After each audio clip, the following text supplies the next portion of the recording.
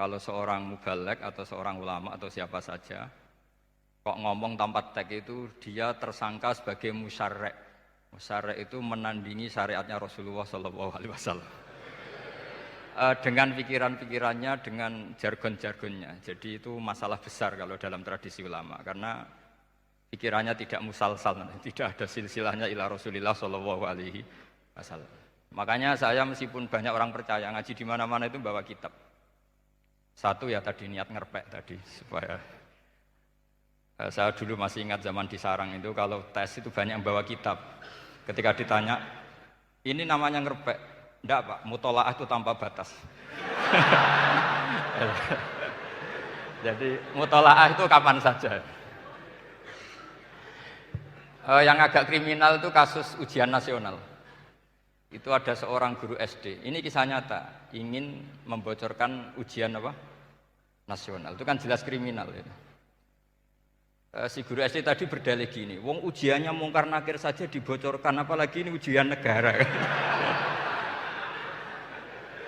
Karena semua kiai itu kan mengajari kita marrobuka waman nabi.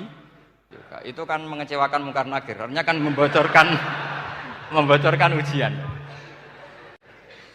Singkat cerita kiai tadi itu, guru tadi, kalau nggak percaya tanya Gus Bah. Akhirnya rombongan guru SD tanya ke saya, apa betul Gus ujian boleh dibocorkan? Analoginya kiai-kiai bocorkan ujiannya siapa? Mungkar nakir. Karena saya ya NKRI harga mati, saya bilang tertawa-tawa. Kalau saya jawab nggak kriminal dimarahin polisi. Kalau saya jawab kriminal, analoginya dengan mungkar nakir memang yang membocorkan itu apa? Nggak usah diteruskan, kalau saya bilang boleh nanti jadi kriminal. Dan agama ini adalah analogi. Analogi itu kias. Sehingga saya di sini insya Allah serius sekali membawa makalah mukjizatnya Quran. Kenapa demikian? Memang saya merasakan dan semua yang hadir di sini pasti merasakan bahwa mukjizatnya Quran itu luar biasa. Sehingga kita satu-satunya umat yang enggak ditunggui Rasul, tapi kualitas iman kita insya Allah menyamai periode-periode sahabatnya Rasulullah SAW. Tapi syaratnya tadi ya, dengan pikiran yang sama, dengan teks yang sama, dengan rasa yang sama, dengan kejiwaan yang sama. Caranya gimana supaya sama? Kita harus terus membaca teks. Teks itu mengingatkan kita. Misalnya begini, yang dikatakan mukjizat itu kan sesuatu dahsyat yang dalam nalar manusia itu enggak mungkin terjadi. Misalnya ontanya Nabi Soleh keluar dari batu besar, itu kan satu peristiwa yang akal manusia tidak sampai. Begitu juga tongkatnya Nabi Musa membelah Laut Merah, yang akal manusia itu tidak sampai. Tapi pikiran itu menurut mazhab kita yang waras ini, saya ulang lagi, kita yang waras itu pikiran kriminal, itu salah. Saya ulang lagi ya, kita semua kan umatnya Rasulullah SAW. Semoga benar-benar umatnya Nabi, bukan Islam yang kumat. Karena orang Islam itu pilihannya hanya dua, kalau nggak bersatu umat Islam ya Islam yang kumat.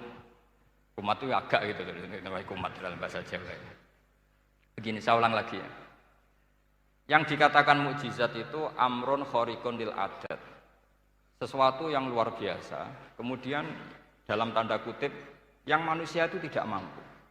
Sehingga itu dikatakan mukjizat, seperti tongkatnya Nabi Musa dan untanya Nabi Nuh yang keluar dari batu apa? Besar. Kalau kalian ingin jadi wali, pikiran seperti itu tidak akan jadi wali. Gagal itu di KPU gagal. Jadi nggak usah sampai MK, di KPU sudah gagal. Kenapa demikian? Pertanyaannya begini. Memangnya sesuatu yang wajar kita lihat keseharian itu dalam kemampuan manusia? Saya ulang lagi, memangnya sesuatu yang biasa saja, yang normal saja itu dalam kemampuan manusia? Enggak juga kan? Manusia bisa enggak bikin unta? Yang wajar saja, yang lewat indukan, bisa enggak? Enggak kan? Manusia bisa bikin laut enggak? Enggak kan? Jadi kalau mukjizat itu dengan definisi sesuatu yang manusia tidak mampu, memangnya keseharian alam ini manusia mampu? Enggak juga kan? Nah, karena agama Islam dengan logika itu Rasulullah SAW menolak mukjizat yang seperti itu. Ya menolak mukjizat yang seperti itu. Makanya saya bilang pikiran pertama tadi itu kriminal karena itu ditolak oleh Rasulullah SAW. Karena ya itu tadi, kalau itu dituruti, lama-lama kita tidak tahu kedahsyatan ciptaan Allah keseharian. Makanya ketika Rasulullah diminta laula utiya mislama utiya Musa, mbok ya Muhammad itu punya mukjizat kayak tongkat Nabi Musa. Kasolihin Nuh, kasolihi soleh. Apa karena koti apa? Soleh. Sebagaimana untanya Nabi Soleh. Apa jawabnya Allah? Wa ma min dabatin fil ardi wala ta'iri yatiru bi janahihi illa umamun amsal. Sebagian dijawab inna fi khalqis samawati wal ardi wa ikhtilafil laili wan nahar sampai saat terusnya wa tasrifir riyah saat terusnya la ayatil liqaumi yaqilun. Karena logika yang terbangun begini. Dan ini saya ulang lagi, ini syarat utama jadi wali. Ini masih satu poin. Nanti ACC-nya nunggu ketua-ketuanya. Tapi kamu jangan bayangkan wali itu kayak Sunan Kudus tunda. Jadi kalau kamu jadi wali itu maknanya kullu mukminin waliyullah itu diikhyakan banyak. Setiap mukmin itu walinya Allah. Tapi maknanya gini, waliyullah itu wong sing bisa akeni Allah. Itu jadi enggak usah dimaknani kekasih Allah. Ya. Jadi karena dalam bahasa Arab itu waliyul yatim adalah orang yang kasihan sama anak yatim sehingga diurus segala keperluannya. Perempuan yang perawan punya bapak namanya apa? Wali. Artinya si bapak sayang sama putrinya disebut apa? Wali. Jadi nanti kalau kamu jadi wali dengan makna yang tadi kullu mukminin waliyullah. Setiap mukmin adalah orang yang dikasihani Allah. Dan insya Allah semua kita masuk, paham ya? Ya, enggak wali songo itu baru maknanya waliyullah sing disayang Allah. Kayaknya kita belum daftar yang ke situ nanti itu. Ada urutannya. Saya ulang lagi ya. Kalau kita mengakui kudrohnya Allah nunggu mukjizat, yaitu nunggu tongkatnya Nabi Musa membelah Laut Merah, nunggu ada unta keluar dari batu, maka itu kecelakaan besar dalam tauhid, kecelakaan besar dalam kesaksian kudratullah. Kenapa? Karena alam yang kita lihat keseharian juga tidak dalam kemampuan kita. Alam yang kita lihat keseharian juga tidak dalam kemampuan kita. Misalnya begini, kalau kamu melihat nyamuk, itu pertama Quran turun tentang nyamuk, itu orang munafik komentar, wah Tuhannya Muhammad kurangan stok, sampai contoh saja hanya seekor nyamuk. Tapi apa kata Allah? Innallaha la yastahi ayyadriba masalam ma ba'udatan fama fawqa. Nyamuk itu bukan sekedar kecilnya. Tidak usah kamu bikin nyamuk yang ada nyawanya, itu terlalu sulit. Sampean semua tak suruh bikin patungnya nyamuk. Gampang mana bikin patung nyamuk sama gajah? Tidak usah dikasih nyawa. Terus cari tatahnya itu dari mana? Orang Jepara pun tidak akan bisa. Belum nanti bentuk alat kelaminnya. Belum nanti uratnya alat kelamin. Belum nanti punya jantung, jantung punya urat. Jantungnya nyamuk juga punya kuman. Kumannya juga punya organ tubuh. Organ tubuhnya punya urat. Apa itu tidak lebih dahsyat ketimbang tontonan mukjizat yang diperagakan para nabi-nabi sebelum Rasulullah Shallallahu Alaihi Wasallam?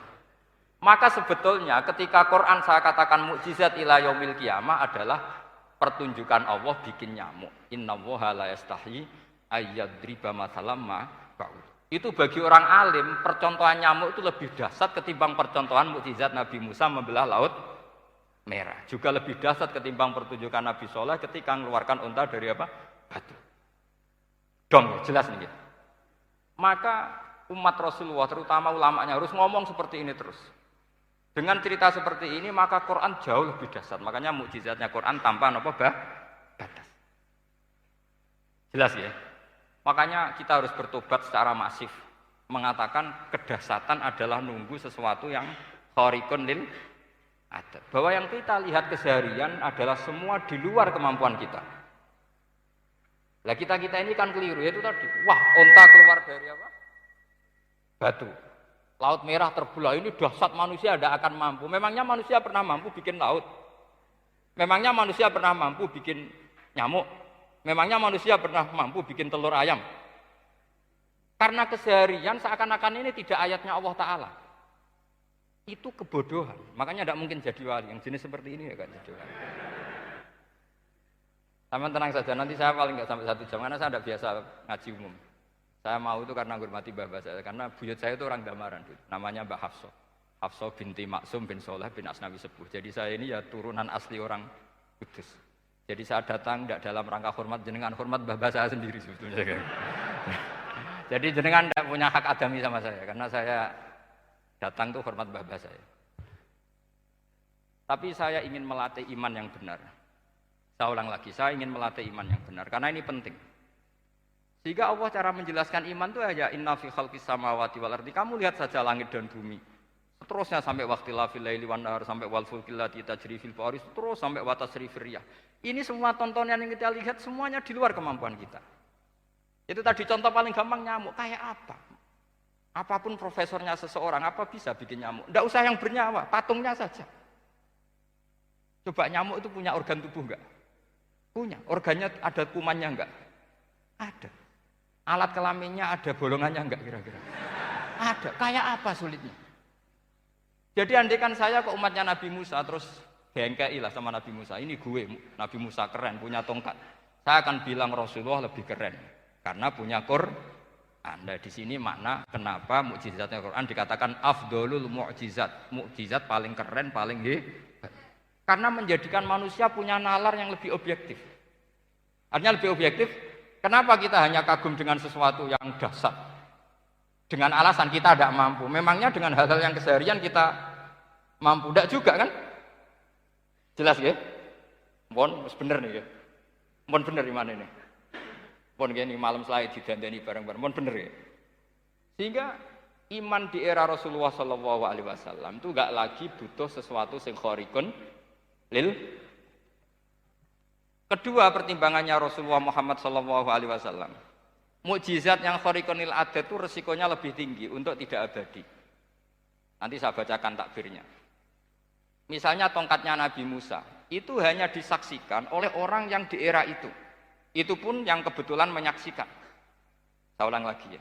Resiko mukjizat mahsusah istilahnya, mukjizat yang bisa dilihat dengan indera, itu resikonya hanya dilihat orang yang di saat itu menyaksikan. Gimana? Ini prosedur. Gaul nih. Nggih Pak Ci, mboten. Terus gimana? Oke. Saya teruskan lagi ya. Niki mau normal nih. Mboten kebanteran nih. Mboten kebanteran nih. Saya ulang lagi ya. Jadi yang dikatakan mukjizat itu seringnya kan dikasih definisi satu pertunjukan yang di luar kemampuan manusia. Sehingga tongkat Nabi Musa membelah Laut Merah disebut apa? Mukjizat. Ontanya Nabi Soleh keluar dari batu disebut apa? Terus lucunya disebut alasannya karena manusia tidak mampu. Memangnya manusia mampu bikin onta normal yang lewat indukan? Mampu enggak? Enggak. Artinya umatnya Rasulullah lebih sering melihat kekuatan Allah Subhanahu wa ta'ala kulla waqtin wa khinin, setiap saat. Karena cara berpikir sudah dibenahi Al-Qur'anul Karim. Paham ya? Maka untuk jadi wali umatnya Nabi itu lebih mungkin karena melihat kedahsyatan Allah setiap saat. Tidak usah nunggu sesuatu yang super kayak apa? Kan filakil bahri, sebagaimana laut terbelah oleh tongkatnya Nabi siapa? Musa. Terus ketiga, kalau logika mukjizat gini itu terus menerus seperti yang dialami Nabi Musa, resikonya adalah umat selalu menuntut hal yang aneh-aneh dan melupakan hal yang pokok. Itu lebih bahaya lagi. Misalnya begini contoh gampang. Kita ini hidup di bumi setelah sampean belajar ilmu falak atau astronomi atau belajar geologi. Planet yang sebesar ini apa? Semuanya itu sudah maha dahsyat. Gara-gara kita berpikir butuh kejadian yang aneh. Ya gara-gara ingin kejadian yang aneh. Mungkin lama-lama Anda ingin cari model hewan yang kepalanya itu di pantat. Baru percaya kudrahnya Allah. Lama-lama kamu jadi dukun. Seneng ular yang berkepala manusia, itu baru dahsyat. Nanti menjadi klinik. Makanya kritiknya ulama, mukjizat itu tidak perlu dituruti. Karena kalau dituruti itu bahaya bagi kelangsungan kenormalan kita. Makanya kata Abdul Hamid Khan, termasuk kitab yang saya kagumi, kata beliau begini, yang menjadikan orang kafir adalah Dia nganggep kudrohnya Allah Ta'ala itu bergantung sesuatu yang dahsyat. Dia nggak sadar bahwa keseharian dalam hidupnya semuanya pertunjukan kudrohnya Allah Subhanahu wa Ta'ala. Kayak tadi, saya contohkan nyamuk tadi. Inna woha la yastahi ayyadriba masalam ma. Terus terusannya ba'udotan fama fokwa. Kayak apa susahnya bikin nyamuk? Sudah kecil, punya alat kelamin, punya organ, punya urat. Lalu dalam tubuhnya juga ada kuman, kumannya juga berorgan. Kebayang nggak Anda bikin seperti itu? Enggak. Dahsyat mana dengan tongkatnya Nabi Musa? Sama-sama berstatus kita tidak mampu sama sekali. Dahsyat mana? Sama kan? Nah, itu yang diinginkan Rasulullah Shallallahu Alaihi Wasallam, dan Al-Quran menggiring kita cara berpikir begitu terus. Sehingga Quran cukup menghentikan wa ma min dabbatin fil ardi wala ta'iri yatiru bi janahaihi illa umamun amsalukum. Sebetulnya burung yang setiap hari terbang, yang setiap hari lewat Anda, itu semuanya bukti kekuasaan Allah Subhanahu wa Ta'ala. Tidak usah nunggu kejadian-kejadian super dahsyat.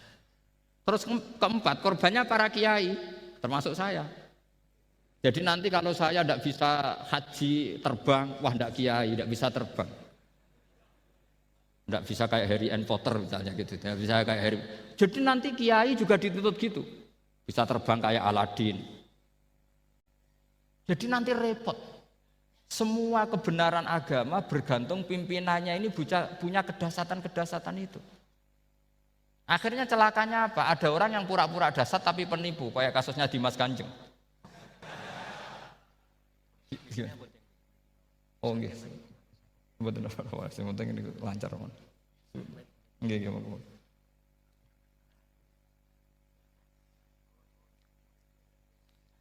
Jadi makanya nanti itu saya akan memberi penjelasan tentang apa?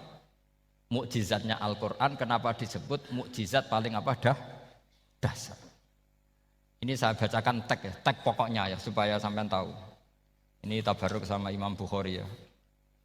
Redaksi yang diriwayatkan Imam Bukhari, qala Nabi sallallahu alaihi wasallam, ini ikut kitab Fadhailil Quran. Ma minal anbiya'i nabiyyun illa u'tiya minal ayat ma misluhu amana alaihil bashar.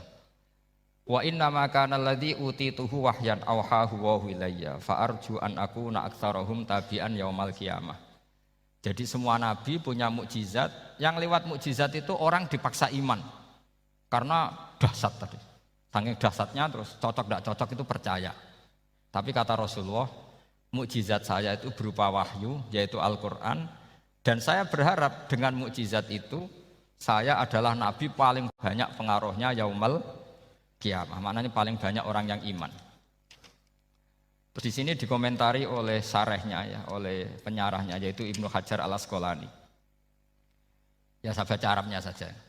Sama harus pura-pura paham jadi keren. Jangan minta saya terjemah nanti harus pura-pura paham. Bagus kok, mantas sabah fi qaumin fahuwa minhum. Jadi bergaya orang kaya ya dikira apa? Kaya. Bergaya ulama ya dikira apa? Ulama. Nanti bergaya wali juga dikira wali. Saya baca ya, ini luar biasa menurut saya.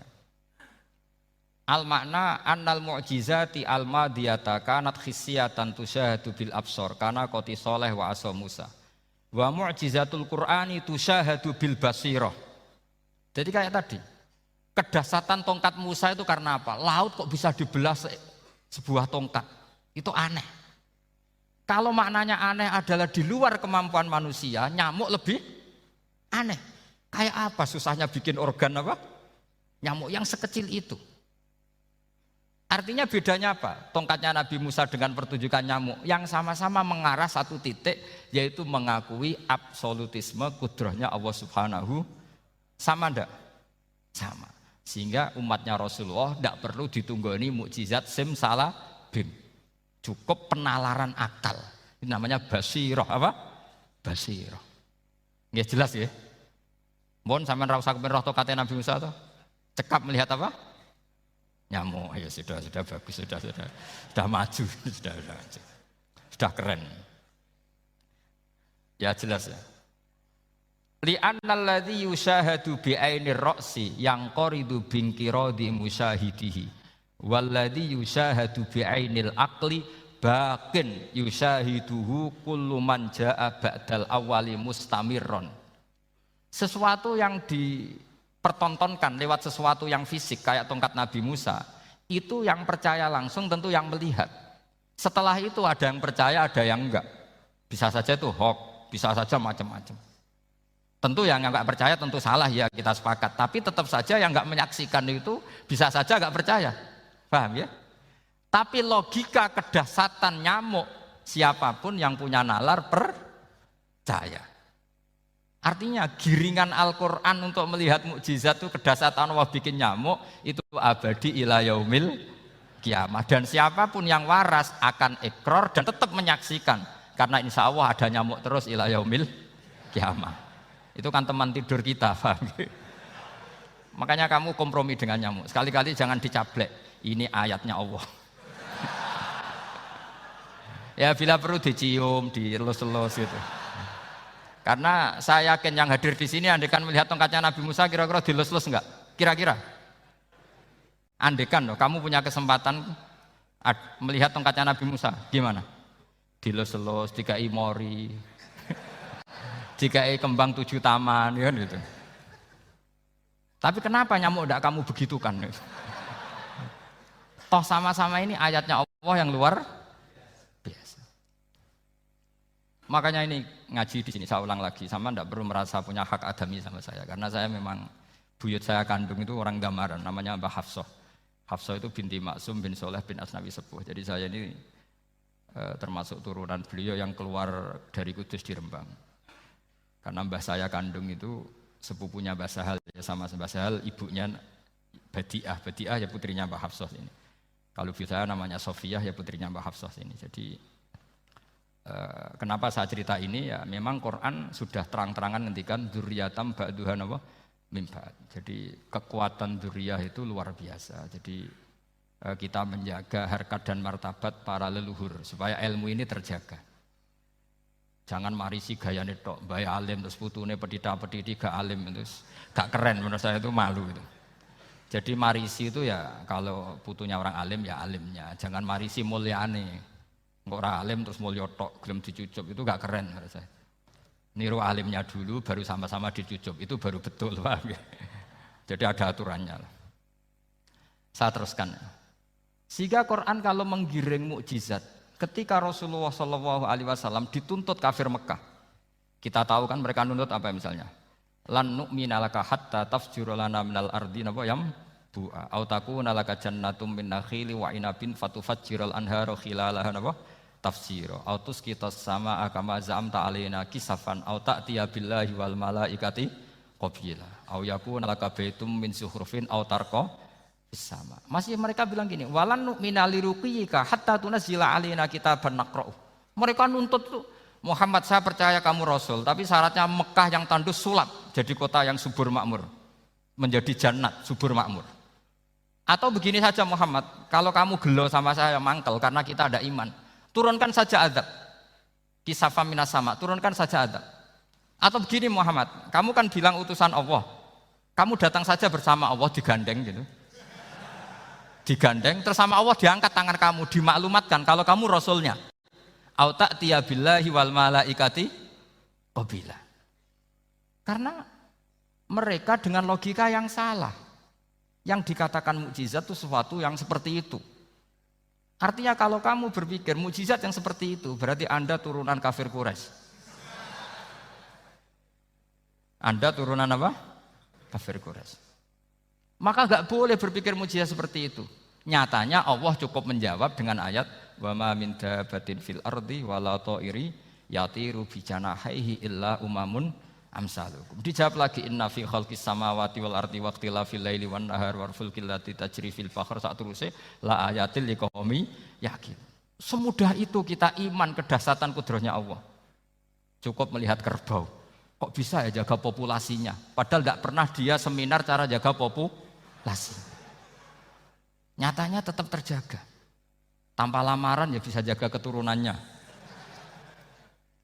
Tanpa sesar ya anaknya lancar. Tanpa sesar kan? Artinya mereka bisa. Karena di sini ada kudratullah. Ada apa? Ada kudratullah. Nah, kalau iman seperti itu, Anda baru betul. Yaitu yang disebut Allah, ya tanazzalul amru bainahunna lita'lamu annallaha ala kulli syai'in qadir wa annallaha qad ahata bi kulli syai'in ilma. Semua urusan di alam raya ini hanya Allah ingin mempertontonkan bahwa saya kuasa. Jadi tidak perlu nunggu yang aneh-aneh. Sehingga andaikan saya ketemu Nabi Musa dan ketemu Rasulullah Muhammad SAW, pasti saya milih Nabi Muhammad sebagai ketua. Karena Nabi Muhammad yang bikin sarana iman dengan sarana yang seluas-luasnya, dan sarana ini tidak habis dan ada di mana saja, yaitu sarana ikrar bahwa Allah kudroh, dan kudrohnya tanpa batas. Nabi bikin sarana apa saja, melihat langit, bumi, lautan, nyamuk, hewan, semuanya sarana untuk ikrar kudrohnya Allah Subhanahu wa ta'ala. Sementara Nabi Musa mempertontonkan hanya nunggu mukjizat sing khariqun lil adat. Paham ya? Makanya wajar kalau Nabi bergelar Afdolul Ambiya Sayyidul Awwalin wal Akhirin. Karena memang lebih efektif cara menggiring supaya orang iman. Sekarang sudah tahu kenapa Nabi jadi Sayyidul Awwalin wal Akhirin? Sudah ya? Mungkin kemarin-kemarin tahu, tapi gak tahu logikanya. Pokok iman. Selewat ke musola, ngaji iman. Itu iman yang kurang betul itu, karena tanpa nadzor. Itu namanya taklid yang statusnya mukhtalaf alaih, masih disidangkan di MK, paham ya? Iman. Jadi iman taklid itu iman yang masih disidangkan oleh para ulama. Ada hakim yang bilang sah, ada hakim bilang tidak sah. Tanya anak-anak Qudsiyah. Imanul muqallid itu mukhtalaf alaih apa mujma' alaih? Mukhtalaf alaih. Kalau imanu ahli nadzar mujma' alaih. Insyaallah barokahnya ngaji ini semuanya min ahli nadzar, apa? Min ahlin, jangan amin sudah jadi, ini sudah jadi ini. Kalau amin kan masih berdoa, bisa makbul, bisa ndak. Nggak boleh iman kok. Ayo iman kepada Allah dan Rasul, amin, ndak boleh. Sesuatu yang pasti ndak boleh diamini, itu kan jadi kacau nanti. Harus bilang apa? Sami'na wa ta'na. Nanti lama-lama kamu disuruh Allah, ayo sholat, amin. Ndak boleh, jadi amin itu ada itu. Ada aturannya. Tapi bukan berarti saya nyalahkan jenengan, enggak. Ya memang salah gitu. Jadi ya saya memang statusnya salah. Ya saya ulang lagi ya. Berarti Rasulullah adalah Rasul yang sukses membuat sarana orang kembali ke Allah, mengakui kudrohnya Allah dengan sarana apa saja. Melihat rumput, melihat hewan, dan hewan itu ya apa saja. Gabah itu apa saja. Hewan yang melata di bumi apa saja, semua bukti kudrohnya Allah. Bahkan Rasulullah sukses membiarkan umatnya enggak ditunggui beliau tetap iman. Mergo ditunggui konsep sing super ngene kok Al-Qur'anul Karim. Jelas ya? Tapi caranya memahami ya seperti yang saya terangkan ini. Ya saya baca lagi ya yang jadi annal mu'jizati, pakai jama' mu'annas salim, annal mu'jizati al-madiyata, mukjizat-mukjizat yang sudah kelewat itu kanat khisiatan, bersifat fisik. Tusyahadu bil absor, hanya bisa dilihat dengan mata kepala. Karena qoti soleh wa aso Musa. Wa mu'jizatul Qur'ani tusyahadu bil basirah. Sementara mukjizatnya Quran disaksikan dengan mata hati, dan setiap orang punya mata hati. Fayakunu man yattabi'uhu li ajliha aksar. Li annal ladzi yusyahadu bi ainir ra'si yang qaridu bingkiradi musyahidihi. Walladzi yusyahadu bi ainil aqli baqin yusyahiduhu kullu man jaa ba'dal awal mustamirron. Sesuatu yang dilihat dengan mata kepala, setelah para saksi ini meninggal, maka setelahnya mencari-cari, bisa percaya bisa enggak. Tapi mukjizat yang disaksikan mata hati, siapapun percaya dan sampai ila yaumil kiamah. Dan tentu Quran lebih unggul dalam hal ini. Dan insya Allah kita semua adalah ahli Quran. Yaitu harus punya kesimpulan falamma tabayyana lahu qala a'lamu annallaha ala kulli syai'in qadir. Sebagian ayat wa li ta'lamu annallaha ala kulli syai'in qadir wa annallaha qad ahata bi kulli syai'in ilma. Itu kenapa mukjizat Al-Qur'an dasar. Itu yang gampang-gampang ya, melihat nyamuk, unta, kerbau itu yang gampang. Anda tak naikkan kelas sedikit menjadi agak ilmiah. Misalnya begini, kamu ahli falak. Misalnya kamu ahli falak. Misalnya kayak Batu Rehan ya. Itu pasti tahu kalau matahari dan rembulan dibikin Allah itu asyamsu wal qamaru bihusban. Bahwa matahari dan rembulan dibikin ini untuk hisab. Walladzi ja'ala syamsa diya'a wal qamara nura wa qaddarahu manazila li ta'lamu 'adadas sinina wal hisab. Sehingga ketika ternyata betul Samsiyah bisa dihitung menjadi tahun Samsiyah. Yang oleh bahasa milenial disebut Masihiyah. Sayyidina Umar agak tersinggung. Sebetulnya yang namanya hisab itu tidak ada hubungannya dengan Masehi dan Hijriyah, itu enggak ada. Semua berdasar matahari atau apa? Rembulan. Lah sialnya yang Samsiyah ini oleh bahasa internasional disebut apa? Masihiyah. Makanya Sayyidina Umar marah terus bilang ya sudah kalau gitu Qamariyah bikin apa? Hijriyah. Jadi itu sebenarnya nama politik.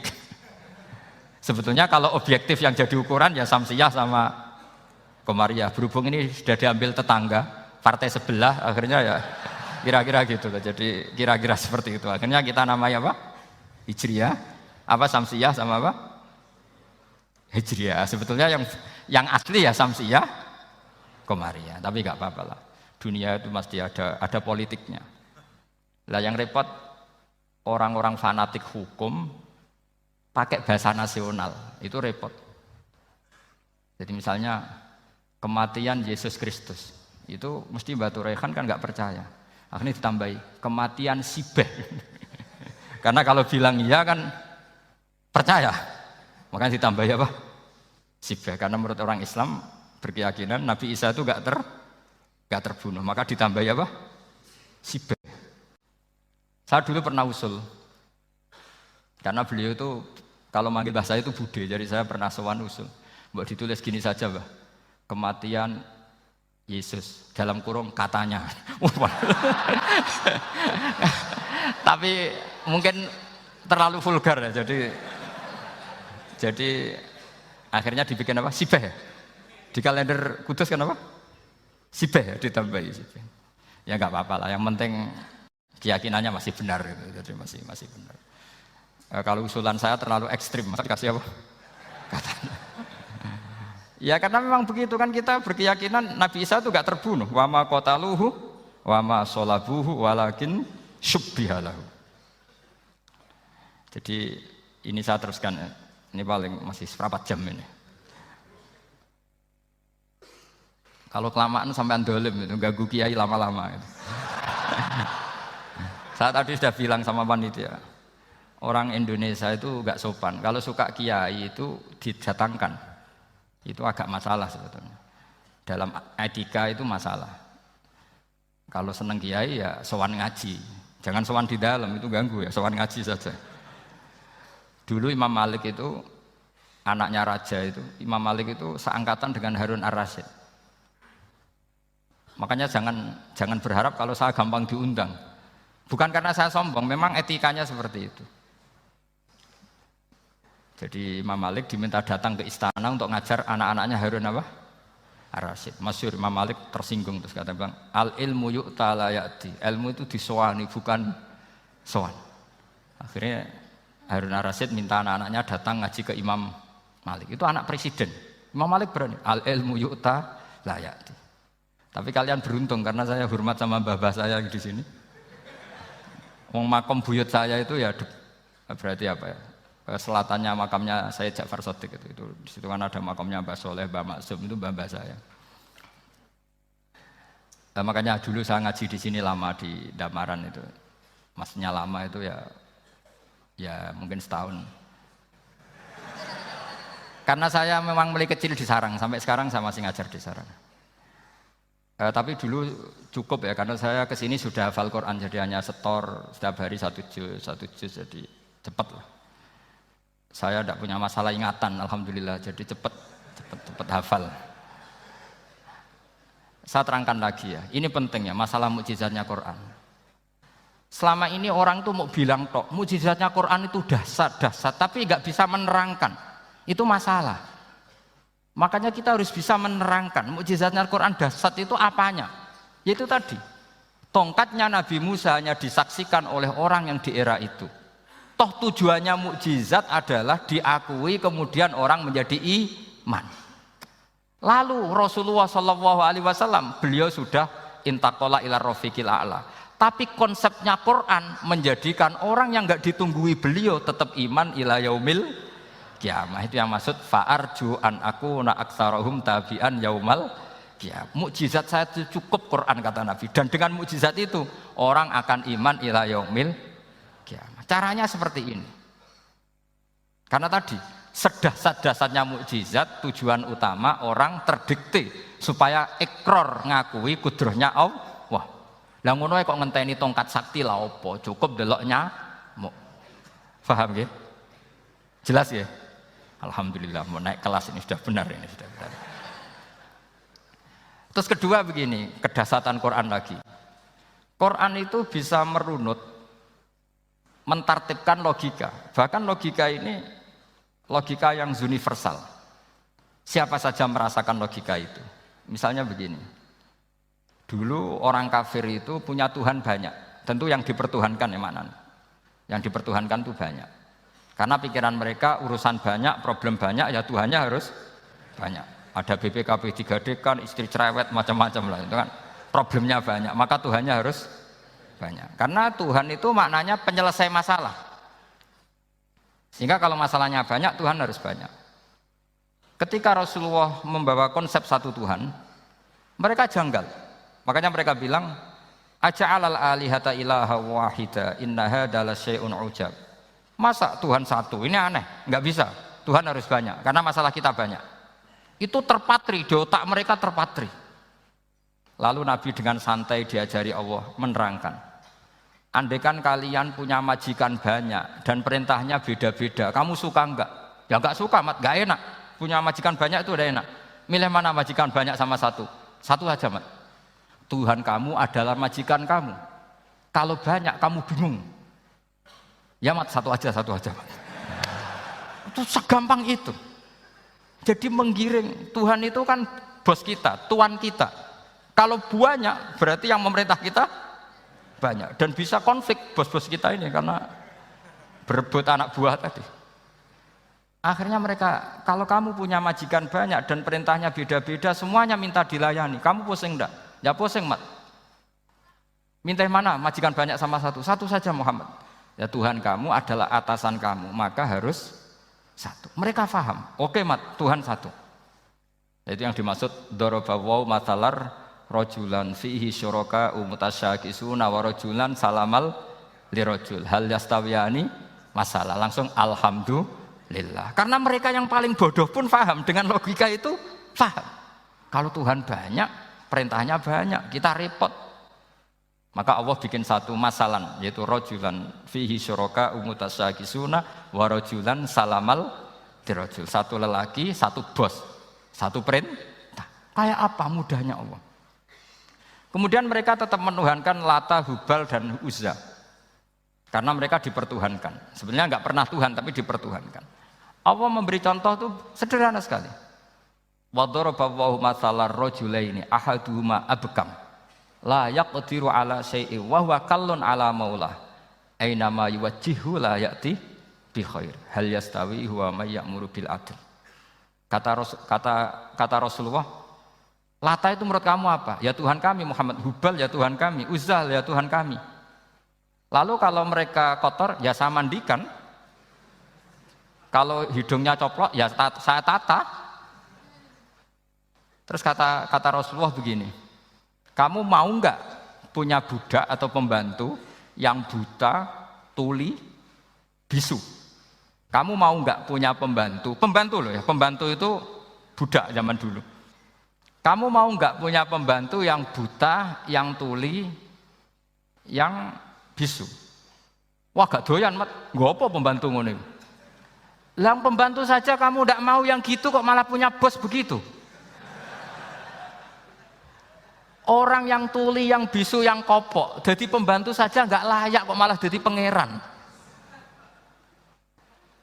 Paham ya? Arca dan berhala itu kan nggak bisa apa-apa. Kamu mau gaji ngasih THR pembantu yang kopok, bisu, picek, mau? Wong jadi pembantu saja nggak sah, kok mau jadi apa? Tuhan atau jadi majikan?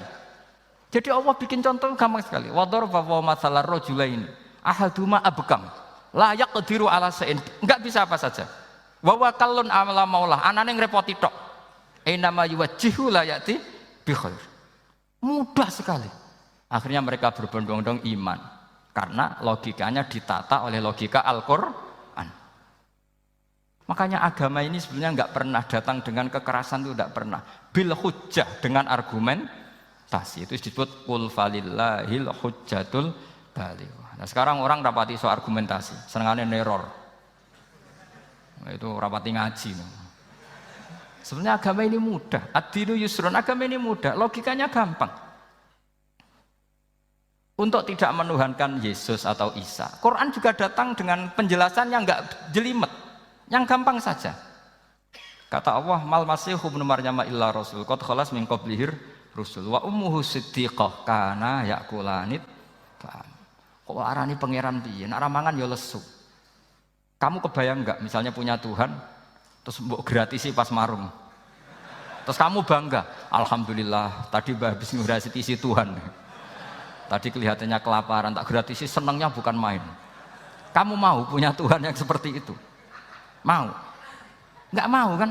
Allah menjelaskan kana yakulanit. Kuduyan sego, artinya nak orang mangan yo lemes. Pas kamu minta ternyata Tuhannya baru lemes. Jadi Quran itu tidak sinis enggak, tapi menggiring logika bahwa ini tidak mungkin Tuhan. Wong kana yakulanit. Gampang kan? Itu gampang. Gampang sekali, logika Quran itu gampang sekali. Dan masalahnya kita sekarang tidak mengkaji Quran yang sisi ini. Ya termasuk kritik kita ya, tapi ya sudahlah, ini dunia ya macam-macam.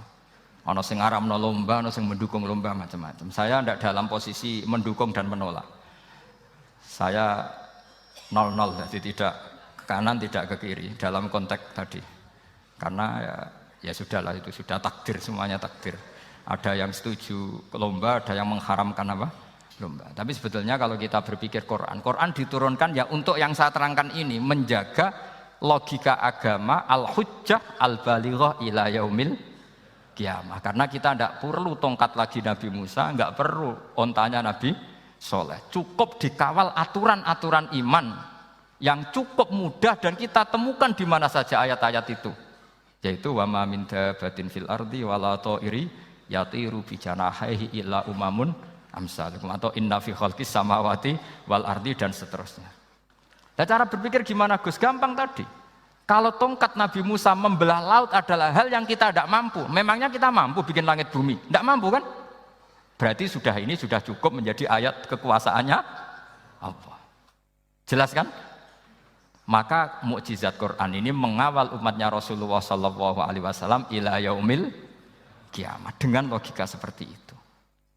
Saya ulang lagi, dengan logika seperti itu. Maka ulama enggak boleh berhenti seperti saya ngomong terus seperti ini.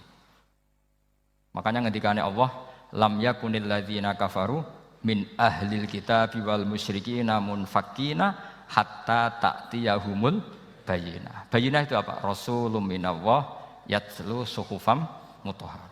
Orang kafir semuanya, kata Allah, baik berkategori kafir musyrik maupun kafir ahli kitab, itu tidak akan tercerabut dari akar kesalahan mereka, dari cara berpikir mereka, hatta ta'tiyahumul bayyinah, sehingga datang satu kejelasan yang jelas welo-welo.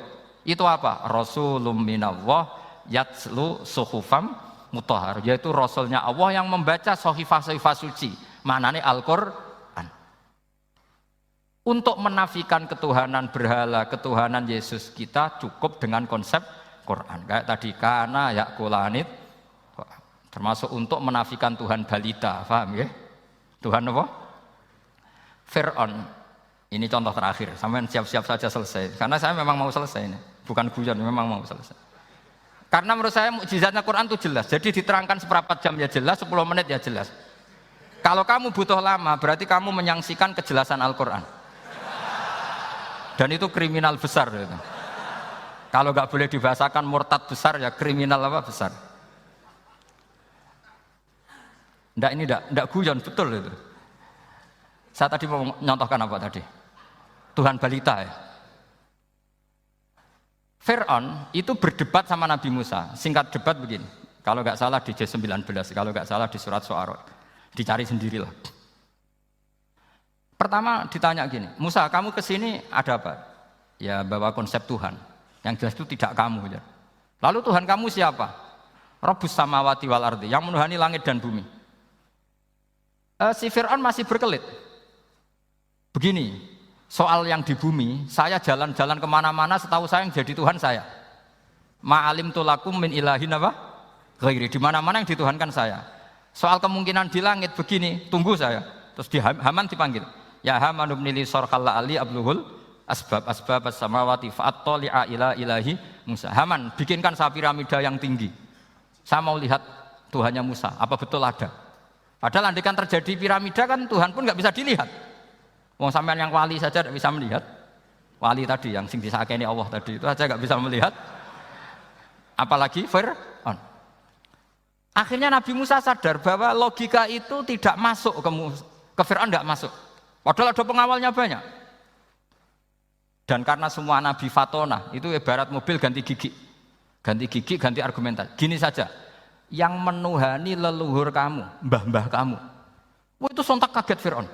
Pengawalnya kaget. Oh iya, kalau Fir'aun ini Tuhan, mbah-mbahnya tanpa Tuhan. Kan Tuhannya datang terlambat. Berarti mbah-mbahnya dulu itu tanpa Tuhan, karena ini ada Tuhan balita itu ada itu. Akhirnya hampir separuh, mungkin hampir semua pengawalnya Fir'aun itu iman semua. Meskipun yaktumu imanahu, ini yang diceritakan Quran, wa qala rajulun mu'minun min ali fir'auna yaktumu iman. Karena runtuh, semua logika Fir'aun sebagai Tuhan itu runtuh. Hanya dengan logika, kalau kamu Tuhan, lalu mbah-mbah kamu Tuhannya siapa? Fir'aun mangkel. Wah bahaya logika Musa, tangkap Musa, udah gak debat lagi. Kayak apa mudahnya logika Quran untuk menafikan ketidaktuhanan Fir'aun. Yaitu mengatakan Rabbukum wa Rabbu abaikumul awwali. Karena dikatakan Tuhan langit, Fir'aun masih berkelit. Nanti dulu saya mau bikin piramida, mau saya lihat ada enggak Tuhan kamu. Nabi Musa langsung ganti gigi, yang nuhani mbah-mbah kamu. Orang kan berpikir, ini kalau Tuhan betul, lalu orang-orang dulu Tuhannya siapa? Kan Tuhannya datang terlambat. Nah itu lagi-lagi, dan kita baca Quran itu ila yaumil kiamah. Makanya tidak ada umatnya Rasulullah SAW, kemudian imannya itu ada syak, nggak ada sama sekali. Karena dzalikal kitabu la raiba fihi mir rabbil alamin.